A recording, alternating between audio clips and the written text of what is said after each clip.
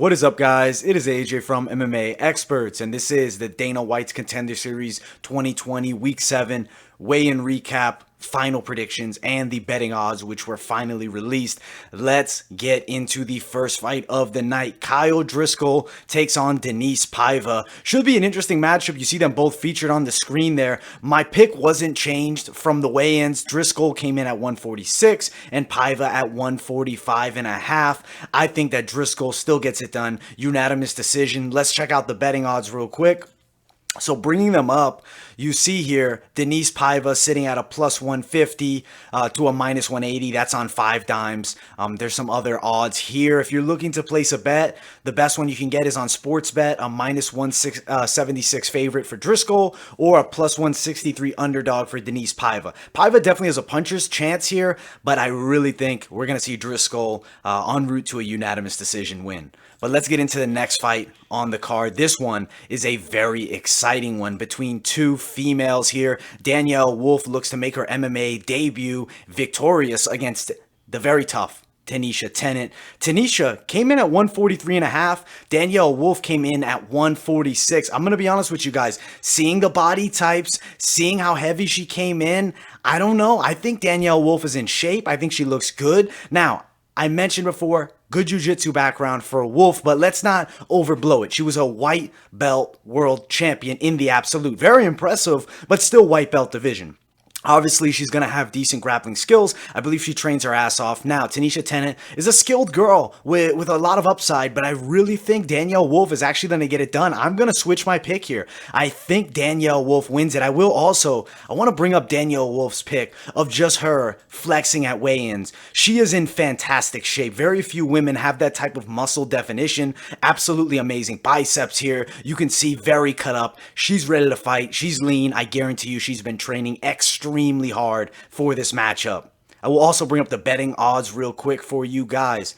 Okay, we have Danyelle Wolf. She's sitting at a favorite here, minus 150 to the plus 120. Also on Sportsbet, it's minus 146, plus 124. So if you're looking to put money on Wolf, I'd run over to Sportsbet quickly and put some money down on Danyelle Wolf. Now, if you're looking for Taneisha Tennant, plus 145 underdog on Bet Online. I originally picked Tennant, but I really got to say, seeing how they look at weigh-ins, I think that Danyelle Wolf is going to be in fantastic shape, and I do think she gets it done. So that is a pick change for me. I don't know exactly how. I definitely could see a knockout. I definitely feel like the striking is going to be a substantial difference. I think Wolf is going to hit a lot harder and land some big shots, and especially how big she is, about 5'11", almost 6 feet tall. She's the bigger girl. She's heavier. She's coming to win this fight, and she gets it done here over the very skilled Taneisha Tennant, who definitely has a lot of potential in MMA.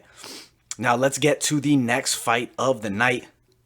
We have Korey Kuppe versus Michael Lombardo. Now, not a super crazy height difference, but definitely one to bring note to. I will say Lombardo looks very fit, excellent shape. Kuppe is a thinner guy, granted being 6'5" at 170. You're not going to be that jacked. Now, Kuppe weighed in at 170 on the money. Lombardo came in at 168.5. I originally picked Lombardo by a stoppage in round 2, but I won't be surprised if this fight actually goes the distance. I'm actually leaning possibly a split decision for Lombardo. I think it's going to be a fairly competitive fight. I think Kuppe has a legit chance to win, and I think we have a very exciting matchup. But I am going to stick with a Lombardo split decision or unanimous decision. I think it's going to be very competitive, but I will not be surprised if we see Kuppe win. I think this is a true pick'ems fight between two guys on the rise. Now let's check out the betting odds.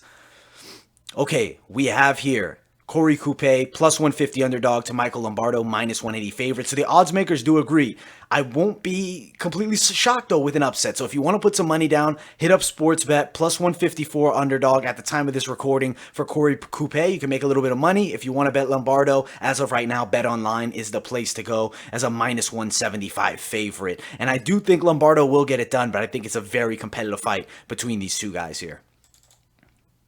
Now, let's get to the co-main event of the evening. We have Collin Anglin versus Muhammad Naimov. I'll be honest, I think this is a super competitive matchup. Similar height, similar physiques here. Both these guys with a lot of skill. You see Naimov with a bit more hair on his chest. That's pretty much the only difference as far as physique that goes between these two guys. Very similar structure. I think it's a very competitive matchup. Naimov 145, Anglin 145.5. I'll be honest, I think we could see this fight going the distance. I'm still picking Naimov, but I will not be surprised with a decision win for him. I will say I think there is a likelihood of a stoppage late in round 2 or even in round 3, but I'm going to stick with Naimov. I still think he gets it done, but definitely possibility of a decision win or a knockout win. I think it's a very competitive matchup. I think Anglin's definitely going to come to fight. He looks in great shape, and that's definitely a factor, which I'm bringing in here. He's definitely got a lot of skills too, and I think he is 100% going to be on his game. Now, looking at the odds here, you see Anglin is a pretty heavy underdog. If he was able to upset Naimov, that would be a massive upset. And realistically, skill-wise, I don't think it's as substantial of a difference between these two guys as the odds have it.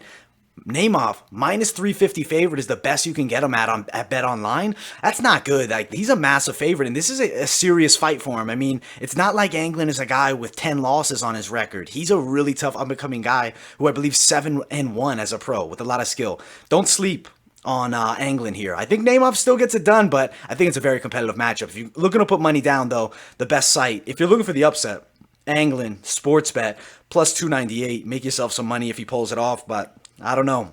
Naimov is a very high-level striker. It's tough to pick against him. I'm not. I still think he wins, but I do think the fight's competitive.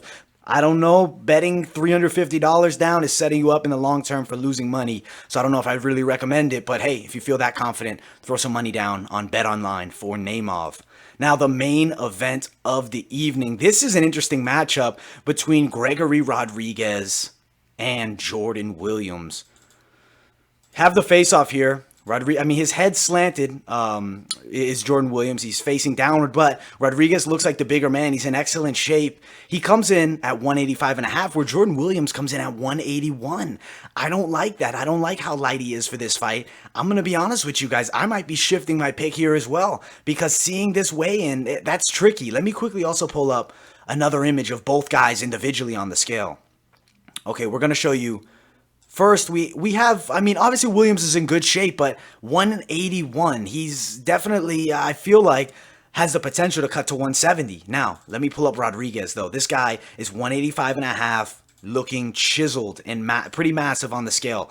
I'll be honest with you guys. I think that Rodrigues actually wins this one. I think I'm going to have to shift my pick on this one here because he looks in excellent shape, the size difference, and to me, the skills were very similar even when I did my original breakdown, but I thought that Williams would be in at 185 looking chiseled. I don't know. I think Rodrigues could get it done, man. I really got to say, let's look at the betting lines real quick. If you look, Jordan Williams is an underdog. Very close odds. I think it's a competitive fight, but I don't know. I really feel like Rodrigues could pull it off. I won't be surprised if Williams still wins it. I originally picked him for a reason. I was very impressed by him, but seeing him come in lighter, he doesn't have as much muscle. He's not going to be as strong as Gregory Rodrigues. Granted, it's not bodybuilding, but still, a factor is the weight, in my opinion. Now, Rodrigues, I don't know how he wins. I could see a knockout, though. I definitely could. He hits with a lot of power, and he doesn't quit. I've seen him come back. He was losing fights, and he lands a massive shot and ends up getting the knockout win.